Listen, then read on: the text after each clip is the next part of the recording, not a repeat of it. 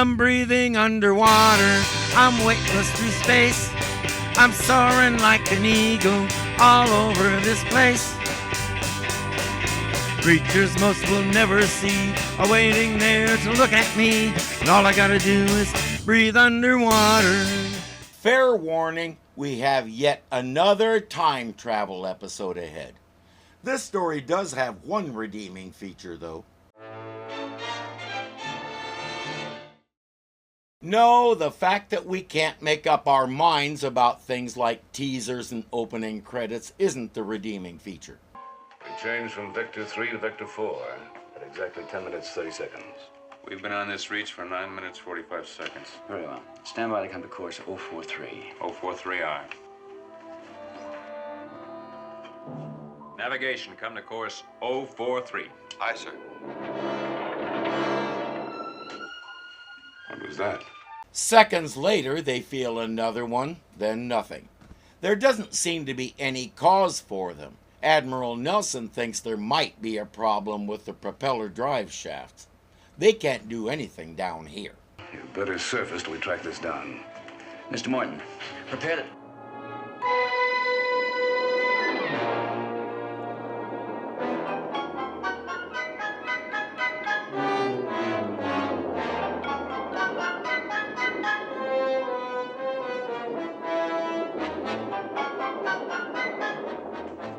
Chronometer's running wild. So are their wristwatches. Then suddenly all the timepieces stop. Captain Crane figures they must be in some kind of magnetic anomaly. As quick as the clocks start again, Kowalski's getting a reading on sonar.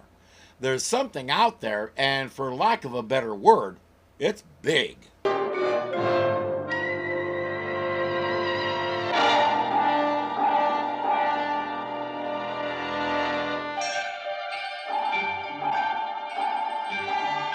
It's just one of Irwin's lizards, and he's not here to hurt you. He's our guest host who introduces the opening credits today. Show some respect. The lizard moves away on its own before they have to confront it. But where did it come from? A lot of things suddenly don't make sense. Now they really want to surface and check some things out. What happened to the sun? What time was it when our watches ran wild? 14:30 hours, 2:30 in the afternoon. That's what I thought. It was less than an hour ago. They won't realize what we all knew at first glance, that it's eclipsing, until it reaches totality. Have you ever seen a total solar eclipse? In 1979, I was going to school in Lewistown, Montana, and on February 26th, that town was the best place in the world to view an eclipse. You better believe we did. If you get the chance to see one, you'll never forget it. The thing is, there are no eclipses predicted for this area. The eclipse will be over in a few minutes. While you're topside, take a few visual observations of the sun. I'd like to double-check our position. Right.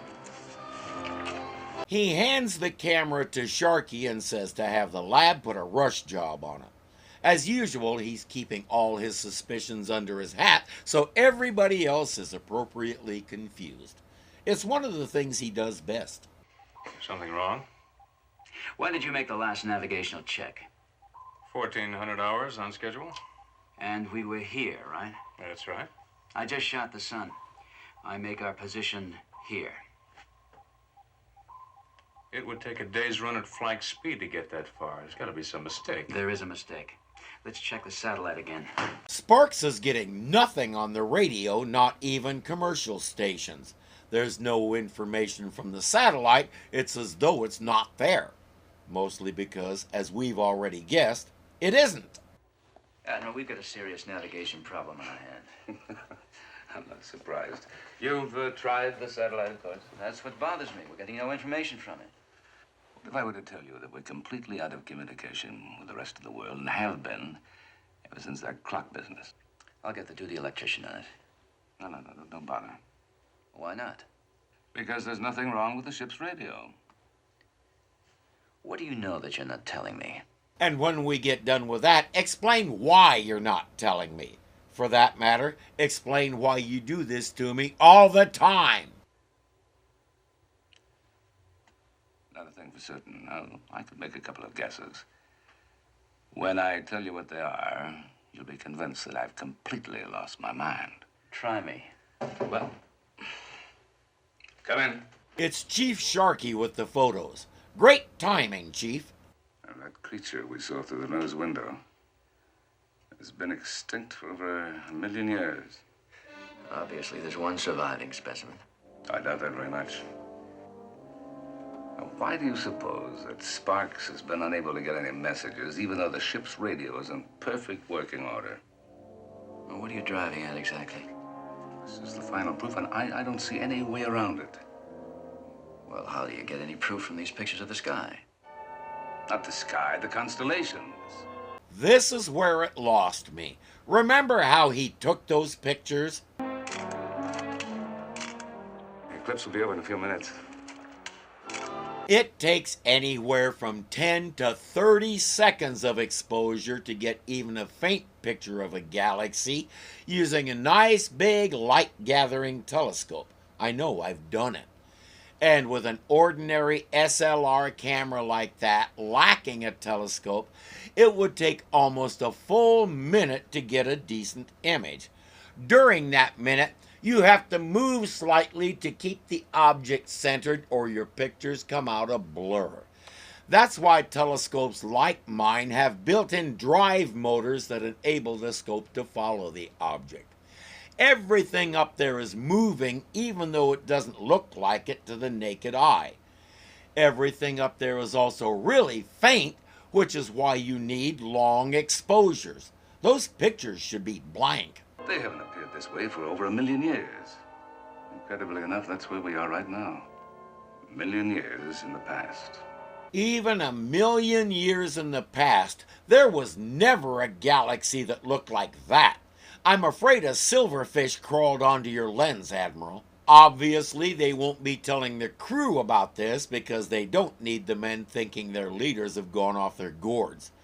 Admiral Nelson's next step is to try and figure out how this happened and what they can do about it, if anything. They'll encounter a giant bird on the surface, even though those birds died out about 3 million years ago, and they're 2 million years beyond that. All we're doing is cementing the fact that we've been transported to the distant past, over and over and over until we've beaten it to death.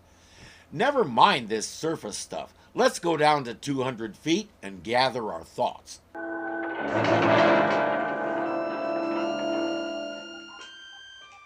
Just like the last time. Admiral, did you feel that? Of course, if it follows the same pattern, there should be another jolt in a second.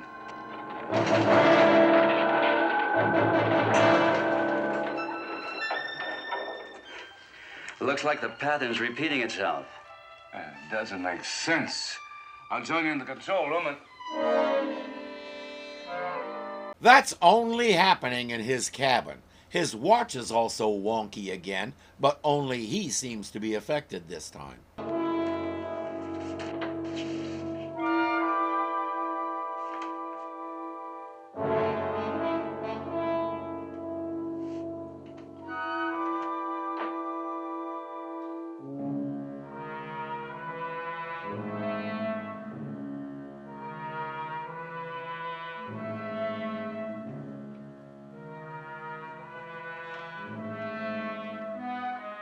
That's his office in Santa Barbara. If he's not hallucinating, whoever is doing this can do some really good tricks. How did I get here?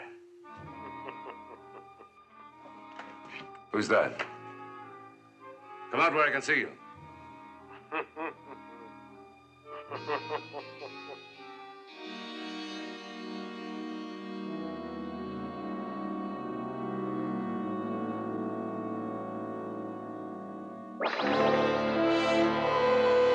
That one redeeming feature I mentioned, there he is. Henry Jones will be carrying the episode from now until the end. The last time we saw him, he was John Davidson's boss on The Girl with Something Extra. He's an old friend of the channel, and we love him here.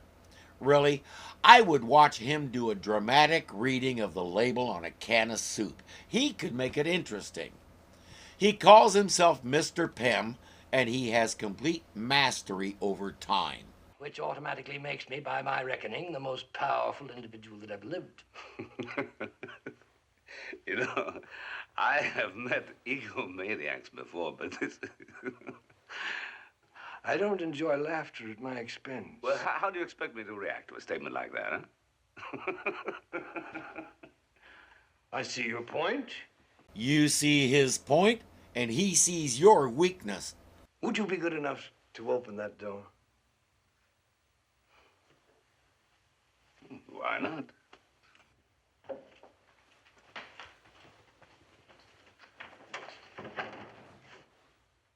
Would you be good enough to describe what you see on the other side of the door?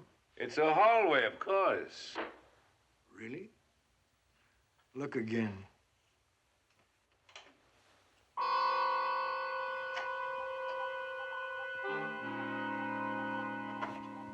He really is looking into the control room. The Admiral's gone. Gone. He's not in his cabin. There's no sign of him anywhere. You were just talking to him on the intercom. I heard you. Chief.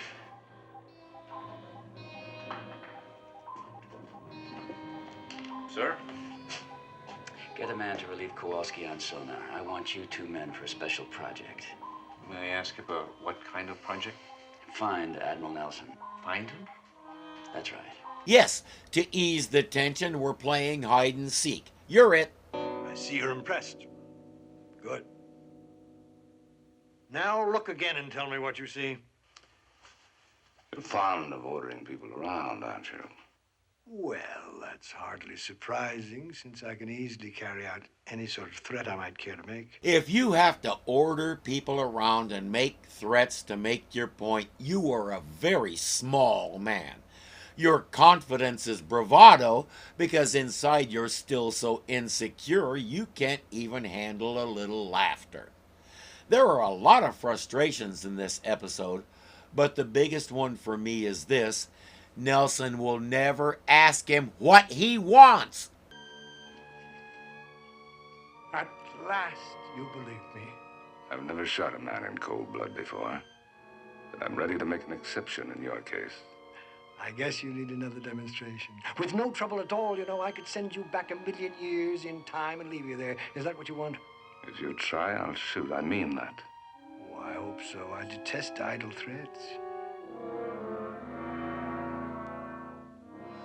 Why don't you pull the trigger? Admiral, don't tell me you're not capable of carrying out your threats. Unlike you, he doesn't make threats. Unlike you, he's not about control. If he shoots, it's because he has to. Because I am.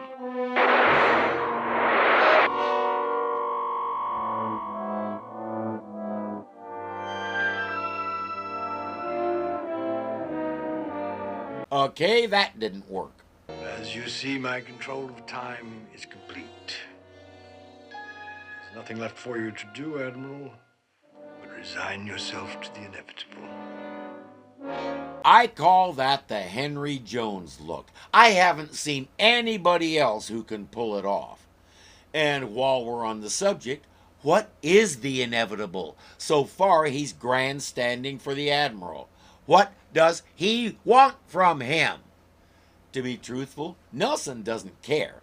Let's start playing on that weakness of Pym's. What is your source of energy? Why do you ask? Oh, come now. I know of only one theoretical way to affect time: acceleration. Oh, you're not quite so dense as I suspected.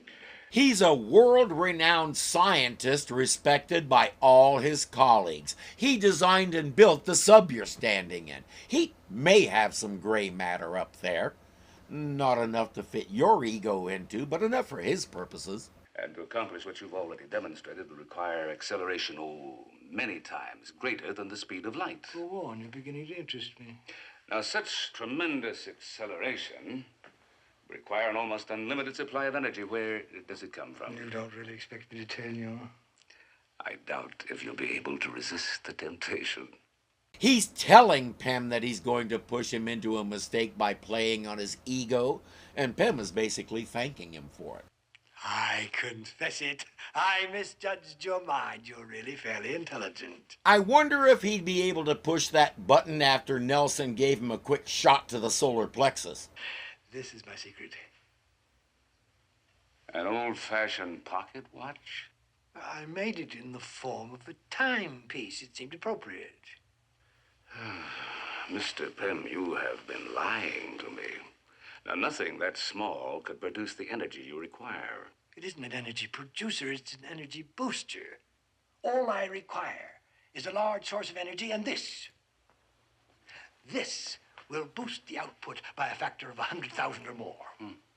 From that, we basically have to infer that he wants the Seaview's reactor for a portable energy source. Why the Seaview? Because if it was any other nuclear sub, we couldn't make a story out of it, obviously. Let's work that ego some more. You know you're a fool, Mr. Pym. Admittedly, you're a genius, but you're still a fool. How can you say that after all I've shown you? Well, you said you're going to kill me, and then what? Well, why should you care? Once you're dead. The truth is you have no plan. You may have some vague idea about taking over Seaview and using it as a portable source of nuclear energy. But how are you going to use it? That's no concern of yours. Come on, Mr. Pym. He already knows you won't answer because you don't have an answer. You have all that power, but you have no idea what to do with it. Other than show off for Admiral Nelson. Could be, it could be. Look, you've made a fantastic discovery. But you haven't the slightest idea in the world of how to capitalize. And I suppose you do. Yes, I do. Well, I'm not interested in any grandiose schemes for the benefit of humanity. Who said anything about humanity? Have you ever heard the expression, if you can't beat 'em, join 'em? You'll never make it on your own, Mr. Pym. You have no sense of planning. Power to be useful has to be applied. But if I worked with you, I took care of the direction and the planning, it'd be a different story. Well, it is true. I loathe red tape. So does Nelson, but unfortunately, he's pretty good at it. Don't you see, Mr. Pym, you and I working together as partners could have the whole world at our feet. You'd be a partner? Huh. Junior partner. If you agree.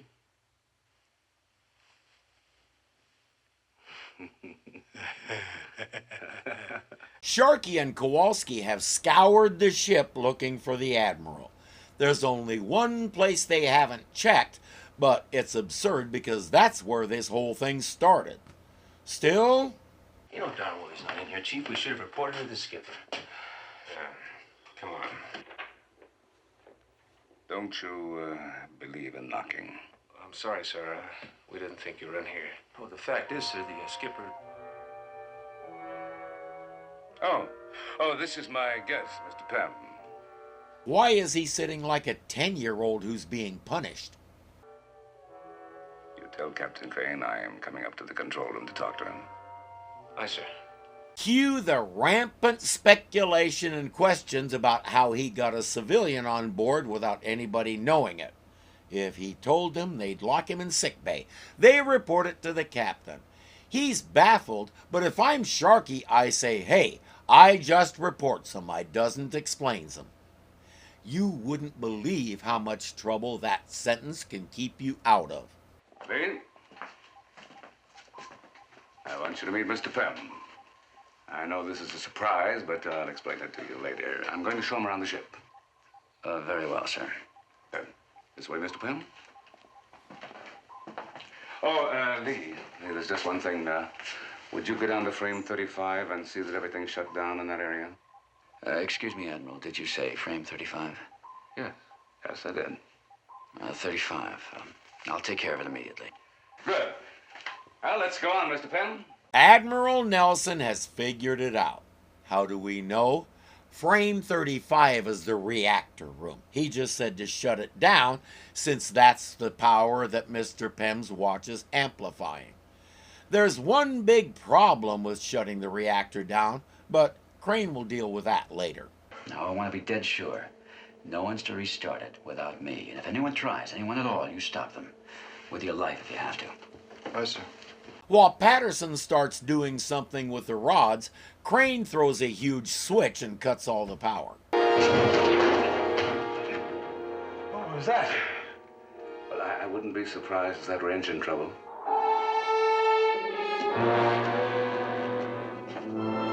That one big problem? Without power, they can't maintain buoyancy. Before they know it, the sub is on the bottom. As we know, that happens a lot. Unfortunately, Mr. Pym's energy hasn't run out yet. He puts Nelson through some paces, and suddenly he's in the reactor room. Are you hurt, sir?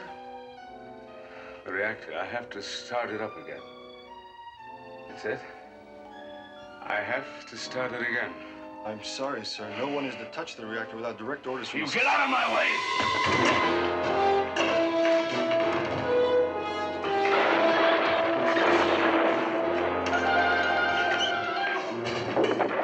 Skipper, this is Patterson. We need help. Rather than call for a team, he goes down there by himself, and Nelson promptly cleans his clock.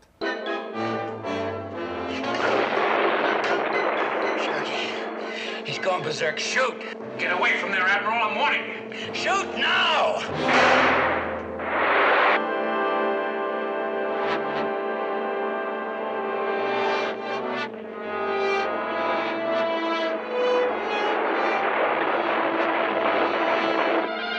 Everything finishes reversing, and suddenly he's back with Mr. Pym.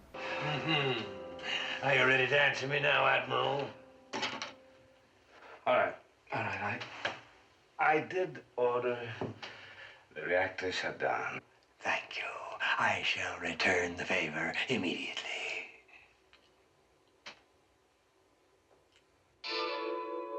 That wasn't nearly as dramatic as I was hoping. You're having trouble with your power, Mr. Pym? You've used it up. Need more power. With the reactor shut down, there's no way that you can get it. Pym bolts away, and Nelson doesn't feel like chasing him. You can't blame him. Chief Sharkey, Yes, Admiral. a civilian somewhere in the lower quarters. Send an armed party to find them. Meanwhile, meet me at corridor A2 on the double. Aye, sir. Mr. Pym was whining that Nelson tricked him. He ain't seen nothing yet. Lee, if you're still at frame 35, stay there. Stand guard at the door until I join you. Stand guard at the door because the door is what he's interested in. Sir, for me, sir? Take that sign down. I'll be right back. Aye, sir. More precisely, the sign on the door. The chief has spent enough time with the Admiral now to know the goofier the order, the better the reason for it. You got a dime? A dime. A dime? Oh, yeah. I think so. There. Got it. Well, what are you doing? Well, give me a hand here, will you? But he only had one dime and the slots were too small for a penny, so he decided to supervise. And I think I see the plan, but I'm not sure how effective the deception will be. Hey, Chief, put this sign up in its place. I'll take that, Chief. Aye, sir.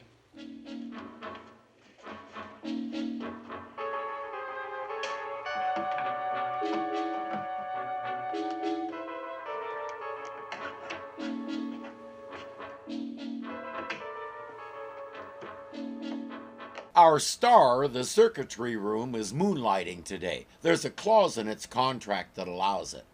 Meanwhile, Mr. Pym is sneaking through the corridors, dodging search parties.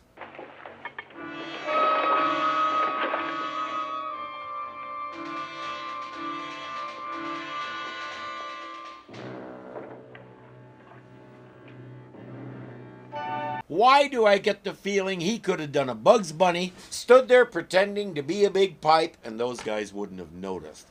And of course, now he has another means of intimidating and threatening, since he neglected to use name brand batteries in the first one. Join the search party. And if you find Mr. Pym, bring him here. Aye, sir. You know, Lee, I think that you and... Don't move either one of you. Make any attempt to interfere.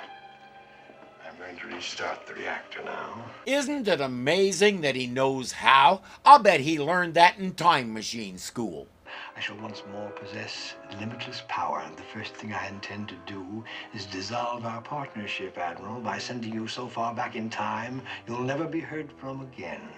Oh, look, don't go into that room with a power booster. Bon voyage, Admiral. I suggest you wait for the answer before doing it.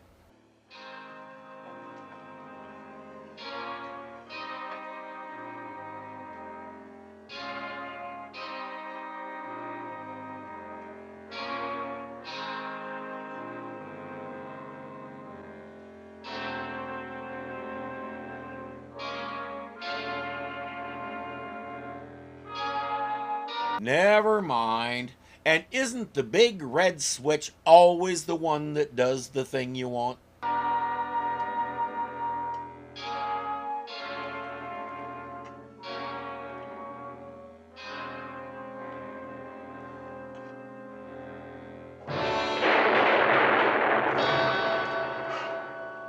Answer your question? Maybe it wasn't the big red switch. Try the green one.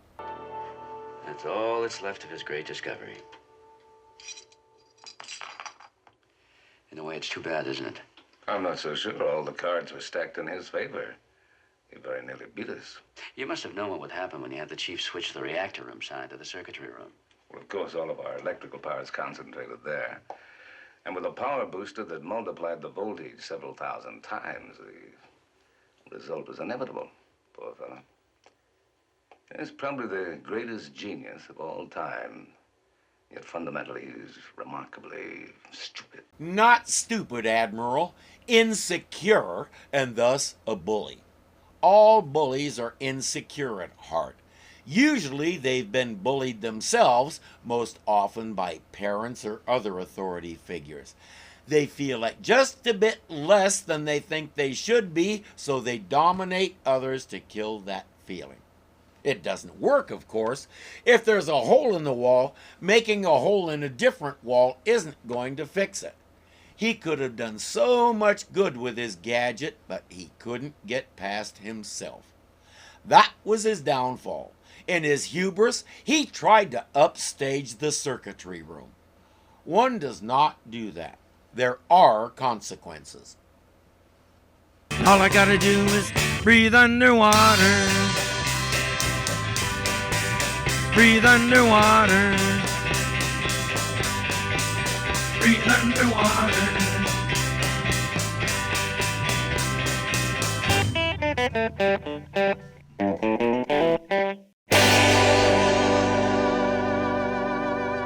Until it reaches totality.